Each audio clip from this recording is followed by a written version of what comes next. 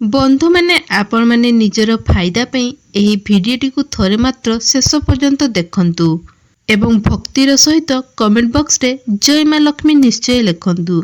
पवित्र अक्षय तृतीया दिन आपण एही वृक्ष को छुईकी चली आसंतु, तत्काल ही आपनक जीवन रु दारिद्रता दूर होई जिवो। आपनक जीवन रे धन रो वर्षा हेबाकू लागिबो। बंधु माने आजिर एही भिडियो रे मु आपण मानकू अक्षय तृतीया दिन करा जाउथिबा सरल उपाय विषय कहिबाकू जाउची। तो एही उपाय जदि आपण अक्षय तृतीया दिन करि दउछंती तो आपनक गृह रे केबे भी अन्न धनर अभाव हबो नाही। आपनक गृह रे सुख शांति एवं समृद्धिर वास हबो। बैशाख मासर शुक्ल पक्षर तृतीय तिथि को आरंभ आम्हे माने अक्षय तृतीया भावरे पालन करिथाउ। बंधु माने अक्षयर अर्थ होउची जहा केबे भी सरे नाही। अक्षय तृतीयार तिथिटी बा दिनटी सही दिन अटे जेउ दिन शुभ फल एवं सौभाग्यर केबे भी क्षय होई न थाए। एही दिन करा जाउथिबा प्रत्येक कार्य मनुष्य को शुभ फल प्रदान करिथाए। एही अक्षय तृतीयार पर्वटी पृथ्वीर रक्षक प्रभु श्री लक्ष्मी नारायण को समर्पित अटे। शास्त्र अनुसार एही दिन प्रभु श्री विष्णु परशुरामंकर अवतार नेइथिले एवं एपरी मान्यता मध्य रहिछि जे एही दिन माँ गंगा स्वर्गरु धरित्री को आसीथिले। तृतीय मान्यता होउछि एही दिन माँ लक्ष्मींकर जन्म दिवस अटे। सेथिपई जदि एही दिन आपण किछि उपायर पालन करूछंती तो आपनक जीवन रे सुख समृद्धि द्विगुणित होबो। तेबे आसंतु जानि नेबा पवित्र अक्षय तृतीया दिन आपण केउ गछ को छुईबा द्वारा आपनकु अक्षयर पूर्ण फल प्राप्ति हबो। तो पवित्र अक्षय तृतीया दिन रो पूर्वटी चलित वर्ष एप्रिल 30 तारिख बुधवार दिन पड़िबाकू जाउची एवं एही दिन सर्वोष्ट सिद्धि जग निर्णय हेबाकू जाउची एवं दिन सारा एही दिन सर्वोष्ट सिद्धि जग रहिबो, जाहाकू अत्यंत शुभ जग बोली मना जाई थाए। बंधु माने किछि एपरी वृक्ष मानक विषय रे आमर धर्मशास्त्र रे कुहा जाईची जेउथिरे अक्षय तृतीया दिन ब्रह्मांडर महान शक्तिशाली दिव्य शक्ति मानकर वास होइथाए। तो अक्षय तृतीया दिन जदि सठिक मुहूर्त रे आपण एही वृक्ष गुडी को छुई देई चली आसुचंती तो आपनक जीवन रे आपण जेकोसी समस्या को नहीं चिंतित थाउ ना काहेकि से सब समस्या आपनकर दूर होई जिवो। जदि आपण आर्थिक समस्या देई गति करुथिले तो आर्थिक समस्या मध्य आपनकर दूर होई जिवो। धन जनित समस्त समस्या आपनकर दूर होई जिवो। आपनकर जहा भी किछि मनस्कामना थिला ताहा मध्य आपनकर पूर्ण होई जिवो। आपनकर जदि आपनक पाखरे चाकरी नथिला तो आपनकु चाकरी मध्य प्राप्ति हबो। आपण जदि व्यापार वाणिज्य करूछंती तो व्यापार वाणिज्य क्षेत्र रे आपनकर उन्नति हबो। आपनक पाखरु अनेक दिगरु धन आसीबो। आपनकर जदि अजथा खर्च होउथिला तो आपनकर खर्च मध्य नियंत्रण को आसीजिबो एवं आपनक धन रे वृद्धि मध्य हबो। आपण जेउ भी कार्य आरंभ करिवे सेथिरे लोकमानंकु एवं आपनकु सफलता प्राप्ति हबो। ध्यान रखिबे जे वृक्ष विषय मु आपण मानंकु कहिबाकू जाउची धर्मशास्त्र अनुसार एही वृक्ष गुड़िक पावन वृक्ष अटे, अर्थात एही वृक्ष को छुईबा मात्रे ही आपनकर समस्त समस्या दूर होई जाई थाए एवं आपनकर जहा भी मनस्कामना रही थाए ताहा पूर्ण होई थाए। आमर धर्मशास्त्र रे संपूर्ण भावरे लेखा जाइछि वृक्षलता गुड़िकरे भगवानकर वास होइथाए। सेथिपई प्राचीन काल रे लोकमाने वृक्षलतांकु अधिक मात्रा रे पूजा करुथिले। सकाळु उठिबा क्षणे वृक्षर दर्शन करुथिले। स्नान सारिबा परे प्रथमे तुलसी मूल रे जल अर्पण करुथिले।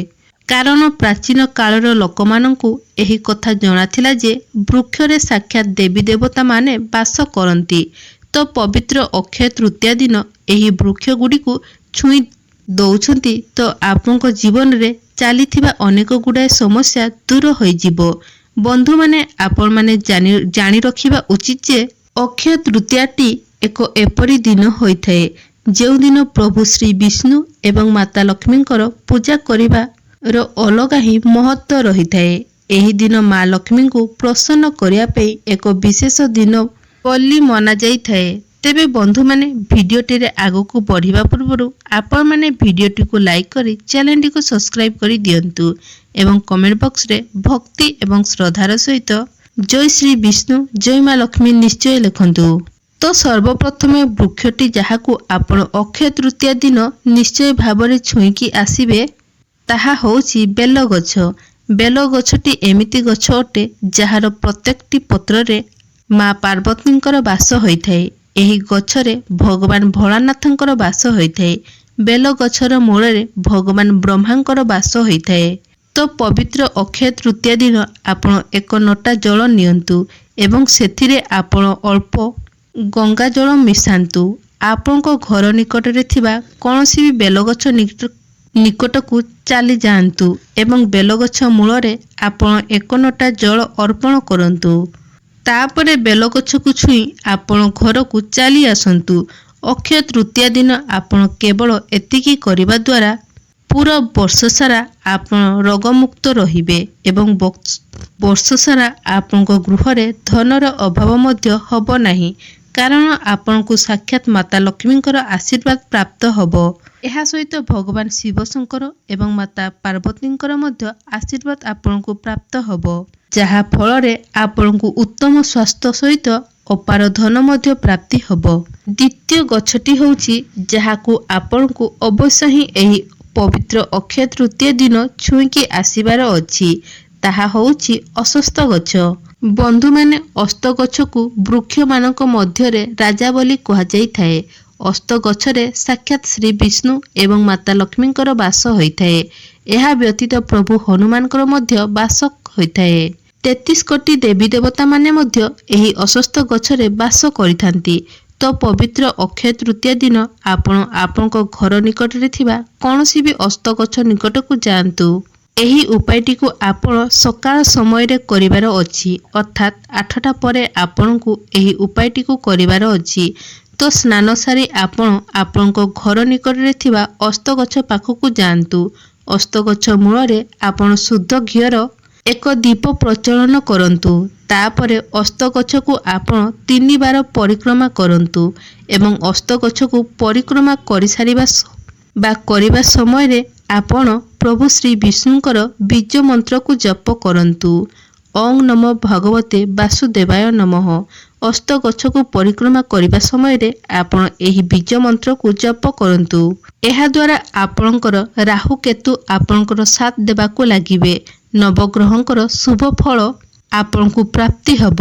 ନବଗ୍ରହ ଆପଣଙ୍କୁ ସାଥ ଦେବାକୁ ଲାଗିବେ, ଯାହା ଫଳରେ ଆପଣ ଆପଣଙ୍କ ଜୀବନରେ ଯେଉଁ ବି କାର୍ଯ୍ୟ କରିବେ ସେଥିରେ ନିଶ୍ଚିତ ଭାବରେ ଆପଣଙ୍କୁ ସଫଳତା ପ୍ରାପ୍ତି ହେବ। ଆପଣ ଆପଣଙ୍କ ଜୀବନରେ ଉତ୍ତରୋତ୍ତର ଉନ୍ନତି କରିବାକୁ ଲାଗିବେ। ମନାଯାଏ ଯେ ଯେଉଁ ବ୍ୟକ୍ତି ଭଗବାନ ଶ୍ରୀ ବିଷ୍ଣୁଙ୍କର ଆଶୀର୍ବାଦ ପ୍ରାପ୍ତ କରିନେଇଥାଏ ଏବଂ ମାତା ଲକ୍ଷ୍ମୀଙ୍କର ଆଶୀର୍ବାଦ ମଧ୍ୟ ତାଙ୍କ ସହିତ ପ୍ରାପ୍ତ ହୋଇଥାଏ ଏବଂ ସେହି ବ୍ୟକ୍ତିଙ୍କ ଜୀବନରେ କେବେ ବି ଧନର ଅଭାବ ହୋଇନଥାଏ। ତୃତୀୟ ବୃକ୍ଷଟି ଯାହାକୁ ଅକ୍ଷୟ ତୃତୀୟା ଦିନ ଆପଣଙ୍କୁ ନିଶ୍ଚିତ ଭାବରେ ଛୁଇଁବାର ଅଛି ତାହା ହେଉଛି ଲିମ୍ବ ଗଛ। ଏହି ଲିମ୍ବ ଗଛରେ ମା ଦୁର୍ଗାଙ୍କର ବାସ ହୋଇଥାଏ। ତ ଅକ୍ଷୟ ତୃତୀୟା ଦିନ ଯଦି ଆପଣ ଏହି ଲିମ୍ବ ଗଛକୁ ଛୁଇଁ ଦେଇ ଆସୁଛନ୍ତି ତ ଆପଣଙ୍କ ଗୃହରେ ସର୍ବଦା ଧନ ଧାନ୍ୟ ଭରି ହୋଇ ରହିବ। ଏହା ବ୍ୟତୀତ ଆପଣଙ୍କର ଶତ୍ରୁମାନଙ୍କର ମଧ୍ୟ ପରାଜୟ ହୋଇଥାଏ। ମା ଦୁର୍ଗାଙ୍କ ସମେତ ମା ଲକ୍ଷ୍ମୀଙ୍କର ଆଶୀର୍ବାଦ ମଧ୍ୟ ଆପଣଙ୍କୁ ପ୍ରାପ୍ତି ହୋଇଥାଏ। ଚତୁର୍ଥ ବୃକ୍ଷଟି ହେଉଛି ଅଶୋକ ବୃକ୍ଷ। ଆପଣ ପବିତ୍ର ଅକ୍ଷୟ ତୃତୀୟା ଦିନ କୌଣସି ଏକ ଅଶୋକ ବୃକ୍ଷ ନିକଟକୁ ଯାଆନ୍ତୁ। ସାଥିରେ ଆପଣ 1 ନୋଟା କଞ୍ଚା କ୍ଷୀର ନେଇକି ଯାଆନ୍ତୁ। ସେଥିରେ ଆପଣ କିଛି ମାତ୍ରାରେ ହଳଦୀ ମିଶାଇ ଦିଅନ୍ତୁ ଏବଂ ସେହି ହଳଦୀ ମିଶ୍ରିତ 1 ନୋଟା କ୍ଷୀରକୁ ଆପଣ ଅଶୋକ ଗଛ ମୂଳରେ ଅର୍ପଣ କରନ୍ତୁ। ତାପରେ ଏହି ବୃକ୍ଷକୁ ଆପଣ ଛୁଇଁ ଦେଇ ଆସନ୍ତୁ। ଅଶୋକ ଗଛରେ ଅନେକ ଦେବୀ ଦେବତାଙ୍କର ବାସ ହୋଇଥାଏ।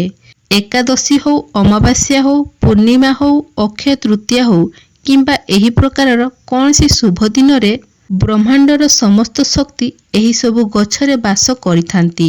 ବ୍ରହ୍ମାଣ୍ଡର ଶକ୍ତିଶାଳୀ ଶକ୍ତିମାନେ ତ ପବିତ୍ର ଅକ୍ଷୟ ତୃତୀୟା ଦିନ ଆପଣ ଅଶୋକ ଗଛକୁ ନିଶ୍ଚିତ ଭାବରେ ଛୁଇଁ ଦେଇ ଆସନ୍ତୁ। ପଞ୍ଚମ ବୃକ୍ଷଟି ହେଉଛି ପାରିଜାତ ବୃକ୍ଷ, ଯାହାକୁ ଅନେକ ଲୋକମାନେ ଗଙ୍ଗଶିଉଳି ନାମରେ ମଧ୍ୟ ଜାଣିଛନ୍ତି। ଏହି ଗଛଟି ଅତ୍ୟନ୍ତ ଗୁଣକାରୀ ଏବଂ ଶୁଭକାରୀ ଅଟେ, କାରଣ ଏହି ପାରିଜାତ ବୃକ୍ଷଟି ସମୁଦ୍ର ମନ୍ଥନ ସମୟରେ ଉତ୍ପନ୍ନ ହୋଇଥିଲା। ଏହାକୁ ସ୍ୱର୍ଗର ଦେବରାଜ ଇନ୍ଦ୍ରଙ୍କର ନନ୍ଦନ ବନରେ ସ୍ଥାପନ କରାଯାଇଥିଲା ଏବଂ ଏହାକୁ ମାନବ ଜାତିର କଲ୍ୟାଣ ଉଦ୍ଦେଶ୍ୟରେ ଭଗବାନ ଶ୍ରୀକୃଷ୍ଣ ଆମର ପୃଥିବୀ ଲୋକକୁ ଆଣିଥିଲେ। ମାନ୍ୟତା ଅଛି ଯେ ଯଦି ଆପଣ ଅନେକ କିଛି ଦୁଶ୍ଚିନ୍ତାରେ ଦେଇ ଗତି କରୁଛନ୍ତି, ବହୁତ ଚିନ୍ତାଗ୍ରସ୍ତ ଅଛନ୍ତି, ମାନସିକ ଦୁଶ୍ଚିନ୍ତା ଦେଇ ଆପଣ ଗତି କରୁଛନ୍ତି, ତ ଏପରି ପରିସ୍ଥିତିରେ ଯଦି ଆପଣ ପାରିଜାତର ଗଛକୁ ଛୁଇଁ ଦେଇ ଚାଲି ଆସୁଛନ୍ତି, ତ ନିଶ୍ଚିତ ଭାବରେ ଆପଣଙ୍କର ସମସ୍ତ ଚିନ୍ତାଗୁଡ଼ିକ ଦୂର ହୋଇଯିବ। ଆପଣ ନିଜ ଭିତରେ ଅପାର ଶାନ୍ତି ଅନୁଭବ କରିଥାନ୍ତି। ତ ପବିତ୍ର ଅକ୍ଷୟ ତୃତୀୟା ଦିନ ଆପଣଙ୍କୁ ଗଙ୍ଗଶିଉଳି ଗଛର ନିକଟକୁ ଯିବାର ଅଛି ଏବଂ ଏହି ପାରିଜାତ ଗଛ ମୂଳରେ ଆପଣଙ୍କୁ ଏକ ଶୁଦ୍ଧ ଘିଅର ଦୀପ ପ୍ରଜ୍ୱଳନ କରିବାର ଅଛି। ତ ଆପଣ ଗଛ ମୂଳରେ ଦୀପ ଜାଳି ସାରିବା ପରେ ଗଛ ମୂଳରେ ଆପଣ ଗୋଟିଏ ଲବଙ୍ଗ ଏବଂ ଗୋଟିଏ କର୍ପୂର ରଖନ୍ତୁ। ତାପରେ ବୃକ୍ଷ ମୂଳରେ ଆପଣ ନିଜର ମନସ୍କାମନାକୁ କୁହନ୍ତୁ ଏବଂ ଆପଣଙ୍କର ମନସ୍କାମନାକୁ ପୂର୍ଣ୍ଣ କରିବା ପାଇଁ ମା ଲକ୍ଷ୍ମୀଙ୍କ ନିକଟରେ ପ୍ରାର୍ଥନା କରନ୍ତୁ। ତାପରେ ପାରିଜାତ ବୃକ୍ଷକୁ ଛୁଇଁ ଆପଣ ପ୍ରଣାମ କରନ୍ତୁ। ତାପରେ ପାରିଜାତ ଗଛ ମୂଳରେ ଆପଣ ଲହୁଣୀର ଭୋଗ ଲଗାନ୍ତୁ। ବନ୍ଧୁମାନେ, ପାରିଜାତ ବୃକ୍ଷରେ ମା ଲକ୍ଷ୍ମୀ ଏବଂ ଶ୍ରୀ ବିଷ୍ଣୁଙ୍କର ନିବାସ ହୋଇଥାଏ। ତେଣୁ ଏହି ବୃକ୍ଷକୁ ଛୁଇଁବା ମାତ୍ରେ ହିଁ ଆପଣଙ୍କ ଜୀବନରୁ ଦାରିଦ୍ର୍ୟତା ଦୂର ହୋଇଯିବ। ଆପଣଙ୍କୁ ମାତା ଲକ୍ଷ୍ମୀ ଏବଂ ଭଗବାନ ଶ୍ରୀ ବିଷ୍ଣୁଙ୍କର ଆଶୀର୍ବାଦ ପ୍ରାପ୍ତ ହେବ। ଏହା ବ୍ୟତୀତ ଯଦି ଆପଣଙ୍କ ଉପରେ କେହି ତାନ୍ତ୍ରିକ ଶକ୍ତିର ପ୍ରୟୋଗ କରିଥିବେ କିମ୍ବା ଆପଣଙ୍କ ଉପରେ କୌଣସି ନକାରାତ୍ମକ ଶକ୍ତିର ପ୍ରଭାବ ରହିଥିବ, ତେବେ ତାହା ମଧ୍ୟ ତୁରନ୍ତ ଆପଣଙ୍କ ନିକଟରୁ ହଟିଯିବ। ତ ଆପଣ ପାରିଜାତ ବୃକ୍ଷକୁ ଛୁଇଁ ନିଜର ମନସ୍କାମନାକୁ କହି ପ୍ରଣାମ କରିସାରିଲା ପରେ ଏବଂ ଲହୁଣୀର ଭୋଗ କରିସାରିଲା ପରେ ମୂଳରେ ରଖିଥିବା କର୍ପୂର ଏବଂ ଲବଙ୍ଗକୁ ଆପଣ ଜଳାଇ ଦିଅନ୍ତୁ। ତେବେ ଏସବୁ ଉପାୟକୁ ଆପଣ ସମ୍ପୂର୍ଣ୍ଣ ଶ୍ରଦ୍ଧା ଏବଂ ବିଶ୍ୱାସର ସହିତ କରିବାର ଅଛି, କାରଣ ବିନା ଶ୍ରଦ୍ଧା ଏବଂ ବିଶ୍ୱାସ ବିନା ଆପଣଙ୍କର କୌଣସି ବି କାର୍ଯ୍ୟରେ ଆପଣ ସଫଳତା ଲାଭ କରିପାରିବେ ନାହିଁ। ଆପଣଙ୍କର କୌଣସି ଉପାୟର ଫଳ ପ୍ରଦାନ ହୋଇପାରିବ ନାହିଁ। ଆପଣ ଯେଉଁ ବି ଉପାୟ କରୁଛନ୍ତି ସମ୍ପୂର୍ଣ୍ଣ ଶ୍ରଦ୍ଧା ଏବଂ ବିଶ୍ୱାସର ସହିତ କରନ୍ତୁ। ଦେଖିବେ ନିଶ୍ଚିତ ଭାବରେ ଏହାର ଫଳ ଆପଣଙ୍କୁ ଆପଣଙ୍କ ଜୀବନରେ ଦେଖିବାକୁ ପାଇପାରିବେ।